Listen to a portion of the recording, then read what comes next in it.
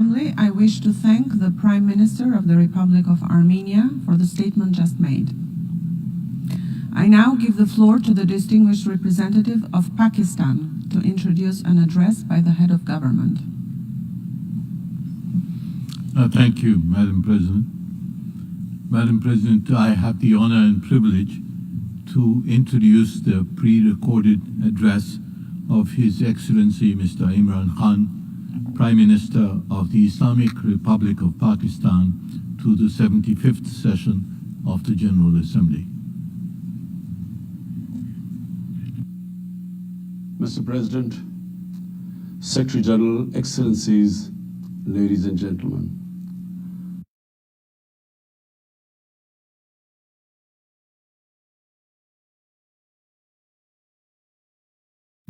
I'm honored to address the United Nations General Assembly once again.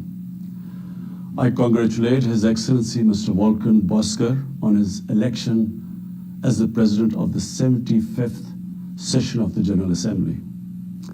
We also appreciate the skillful leadership of the outgoing President, His Excellency Tijani Mohammad Bande, especially during the COVID-19 crisis.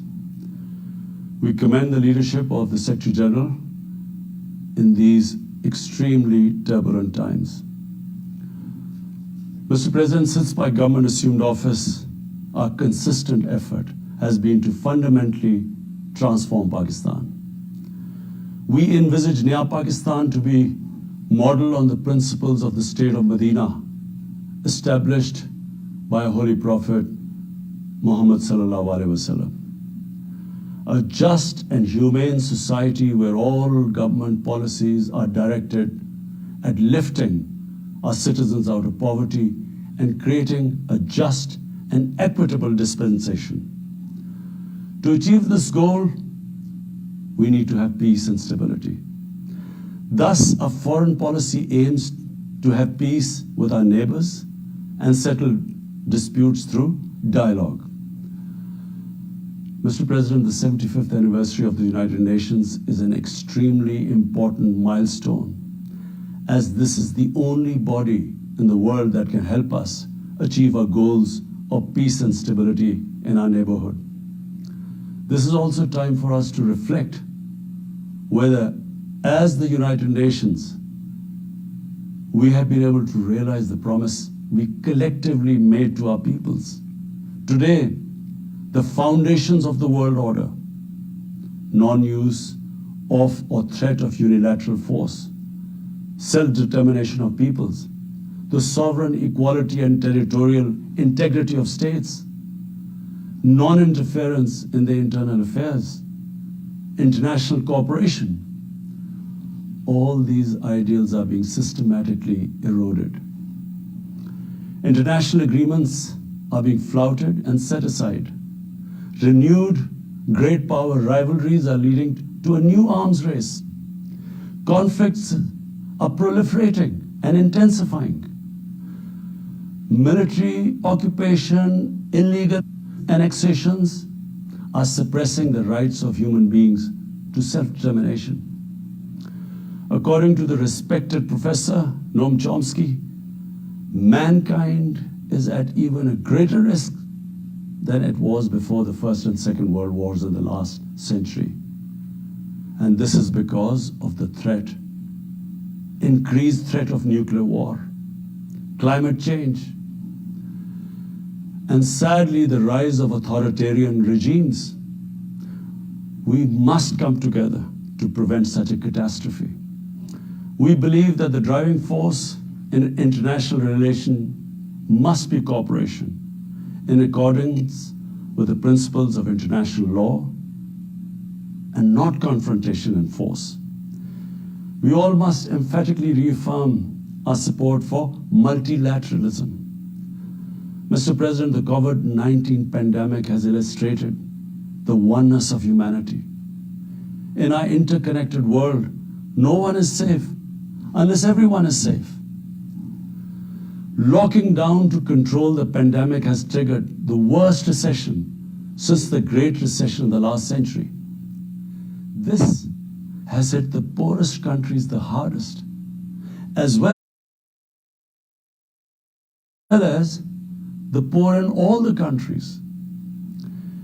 In Pakistan, we realized very early on that if we imposed a strict lockdown, the type that several affluent countries had imposed, we would have more people dying of hunger than the virus. Therefore, we adopted a policy of smart lockdown. While concentrating on the hotspots, the virus hotspots, we opened up our agriculture sector immediately, and then followed it up by the construction sector, which employed most of the people. At the same time, and this is despite financial constraints, my government deployed $8 billion, unprecedented amount, for our health services, plus support the poorest and most vulnerable households with direct cash payments through SARS program. And then subsidies to the small businesses. Even though our smart lockdown was heavily criticized in the beginning, but thanks to the Almighty Allah's grace, we have not only managed to control the virus, stabilize our economy, but most importantly, we have been able to protect the poorest segment of the society from the worst fallout of the lockdown. Today, Pakistan's response is cited among the success stories in controlling and responding to the pandemic. However, we are still not out of the woods, like no country is out of the woods today. But Mr. President, it was obvious from the outset that developing countries would need fiscal space to respond to and recover from the COVID crisis. Debt relief is one of the best ways to create that fiscal space for developing countries. Therefore, in early April, I called for a global initiative on debt relief. We appreciate the G20's official debt suspension initiative and the emergency and rapid financing offered by the IMF, World Bank, Asian Development Bank, and UN agencies. This, however, is not going to be enough. The IMF has estimated that developing countries will need over $2.5 trillion to respond and recover from the crisis. The official debt suspension will need to be extended and expanded. Additional debt relief measures will also be needed. Development banks should ensure adequate financial inflows. Rich countries have generated over $10 trillion to finance their own response and recovery. They should support the creation of at least $500 billion in new special drawing rights for the developing world. Mr. President, in my address to the General Assembly last year, I had highlighted the tremendous damage that illicit financial flows from developing countries to rich countries and to offshore tax havens cause. This leads to the impoverishment of the developing nations. Money that could be used towards human development is siphoned off by corrupt elites. The loss of foreign exchange causes currency depreciation. That in turn leads to inflation and poverty. The quest for getting back these stolen resources is nearly impossible, given the cumbersome procedures. Moreover, the powerful money launderers have access to the best lawyers. And sadly, because they are the beneficiaries, there is a lack of political will in the rich countries to curb this criminal activity. Mr. President, if this phenomena is unaddressed, it will continue to accentuate the inequality between the rich and the poor nations. And eventually, the rich states cannot hold forth on human rights and justice when they provide sanctuary to money launderers, to their looted wealth. There are robust anti-money laundering and anti-terror financing regimes. I call upon this Assembly to take the lead in efforts to build a global framework to stem the illicit financial flows and ensure speedy repatriation of stolen wealth. It is important to realize that the aid that flows from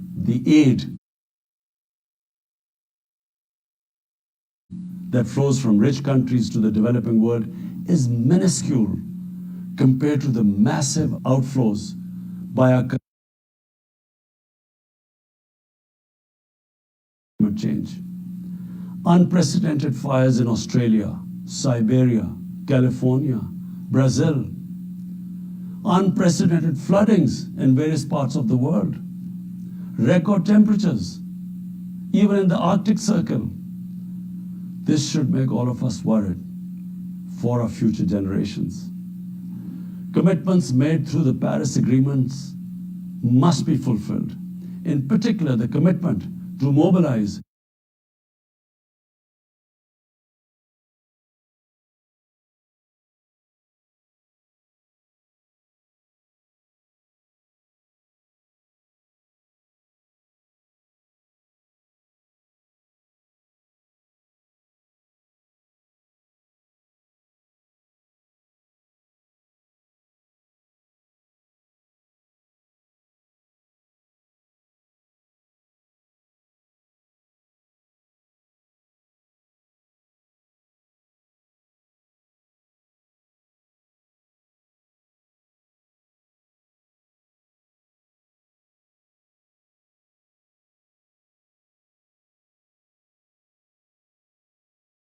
to bring humanity together.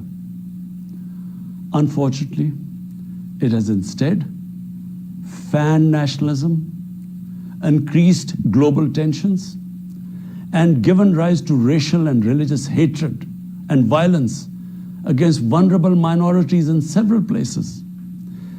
These trends have also accentuated Islamophobia. Muslims continue to be targeted with impunity in many countries. Our shrines are being destroyed. Our Prophet Muhammad sallallahu alaihi wasallam insulted. The Holy Quran burnt. And all this in the name of freedom of speech.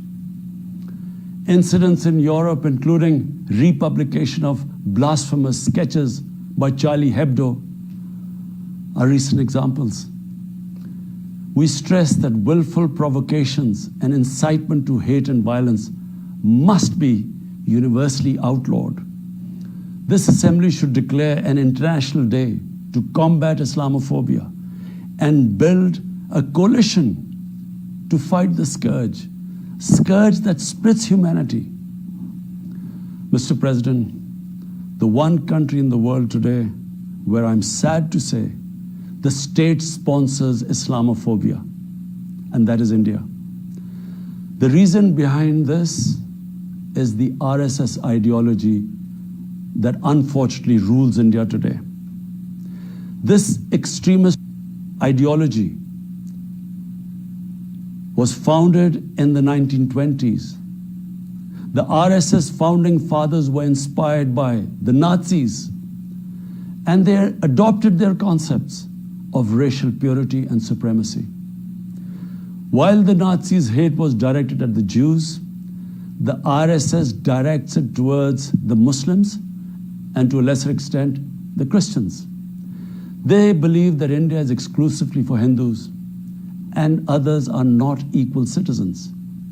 The secularism of Gandhi and Nehru has been replaced by the dream of creating a Hindu Rashtra by subjugating, even cleansing India's 200 million Muslims and other minorities. In 1992, the RS destroyed the Babri Masjid. In 2002, some 2,000 Muslims were slaughtered in Gujarat, and this was under the watch of Chief Minister Modi. In 2007, over 50 Muslims were burnt alive by RSS arsonists aboard the Samjhota Express train. In Assam, around 2 million Muslims face the prospects of being arbitrarily stripped of their nationality through the adoption of discriminatory laws. There are reports of large concentration camps being filled by Muslim Indian citizens. Muslims were falsely blamed, vilified, and victimized for spreading the coronavirus. They were denied medical attention on many occasions. Their businesses were boycotted. Cow vigilantes attack and kill Muslims with impunity. Last February, Muslim faced targeted killings with police complicity in New Delhi. Mass registrations in the past have often been a precursor to genocide. For example, the Nuremberg laws in Germany in 1935, and then in 1982 in Myanmar. The Hindutva ideology is said to marginalize almost 300 million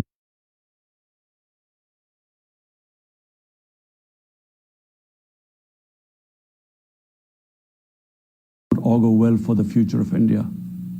As we all know that marginalization of human beings leads to their radicalization. Mr. President, for over 72 years, India has illegally occupied Jammu and Kashmir against the wishes of the Kashmiri people and in blatant violation of the resolutions of the Security Council and indeed its own commitments to the people of Kashmir. On 5th August last year, India illegally and unilaterally sought to change the status of the occupied territories and deployed additional troops, bringing the total number to 900,000, to impose a military siege on 8 million Kashmiris. All Kashmiri political leaders were incarcerated. About 13,000 Kashmiri youth were abducted and thousands tortured. A complete curfew was imposed, accompanied by a total communications blackout. Indian occupation forces have used brute force, including pellet guns against peaceful protesters, imposed collective punishments, including the destruction of entire neighborhoods,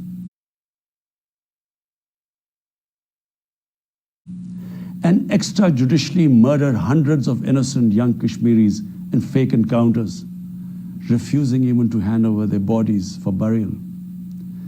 The Kashmiri media and those daring to raise their voice are being systematically harassed and intimidated through the use of draconian laws. All of this is well documented in the reports of the United Nations High Commissioner for Human Rights, communications from the Special Rapporteurs of Human Rights Council, statements from human rights and civil society organizations. The international community must investigate these grave violations and prosecute the Indian civil and military personnel involved in state terrorism and serious crimes against humanity being perpetrated, I'm sad to say, with complete impunity. The objective of this brutal campaign is to impose what the RSS BJP regime has itself called the final solution for Jammu and Kashmir. To this end, the military siege is being followed by moves to change the demographic structure of the occupied territory.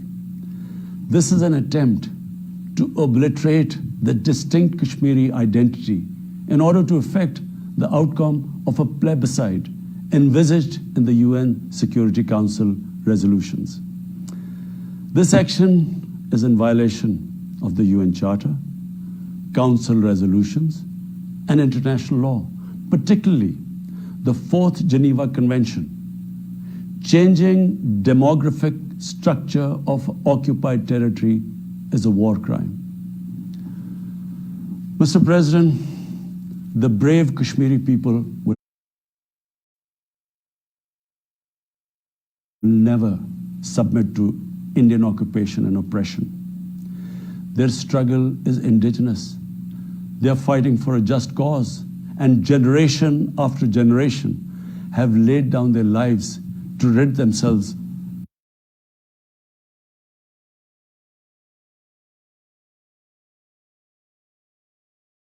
in the legitimate struggle for self-determination. Mr. President, in order to divert attention from its illegal actions and atrocities in Indian-occupied Jammu and Kashmir, India is playing a dangerous game of upping the military ante against Pakistan in a nuclearized environment.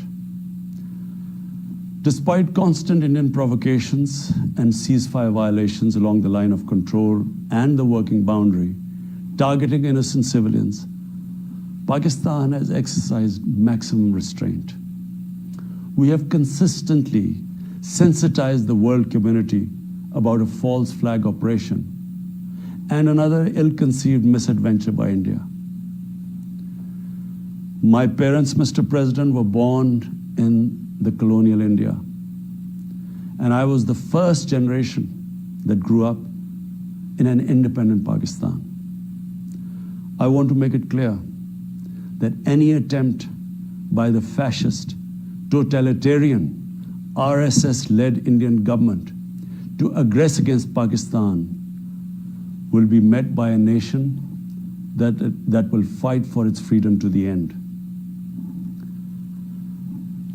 Mr. President, there will be no durable peace and stability in South Asia until the Jammu and Kashmir dispute is resolved on the basis of international legitimacy. Kashmir has been rightly described as a nuclear flashpoint. The Security Council must prevent a disaster conflict and secure the implementation of its own resolutions, as it did in the case of East Timor. The Council has considered the situation in Jammu and Kashmir 3 times in the past year. It must take appropriate enforcement actions. It must also take steps to protect the Kashmiris from an impending genocide by India. Pakistan has always called for a peaceful solution.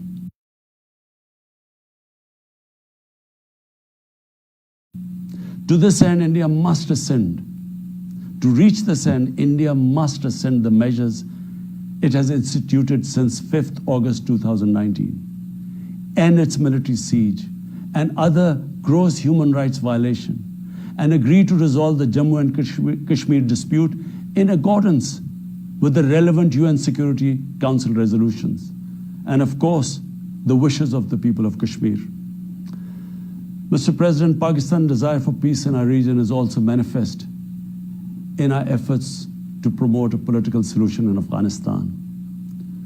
I have consistently maintained over the past 2 decades that there is no military solution to the conflict in Afghanistan. The only way forward was and is a political settlement, which involves the full spectrum of Afghanistan's political actors. Pakistan fully facilitated the process that culminated in the US-Taliban peace agreement on 29 February 2020. Pakistan is deeply gratified that it has fulfilled its part of the responsibility. The Afghan leaders must now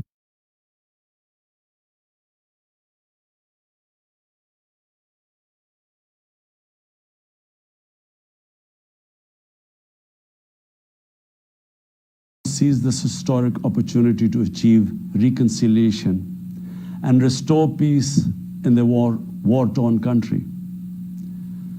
Through the intra-Afghan negotiations that commenced on 12th of September, they must work out an inclusive, broad-based, and comprehensive political settlement.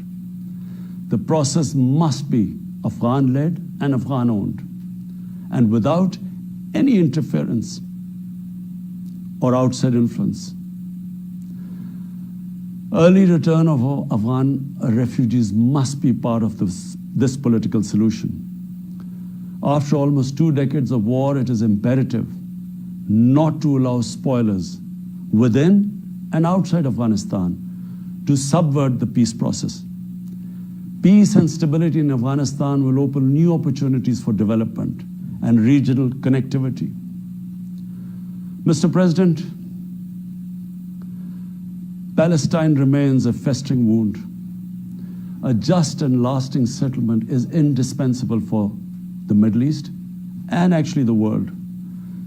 illegal annexations of Palestinian territory, the building of illegal settlements, and the imposition of inhuman living conditions on the Palestinian people, especially in Gaza, cannot bring peace to a troubled region.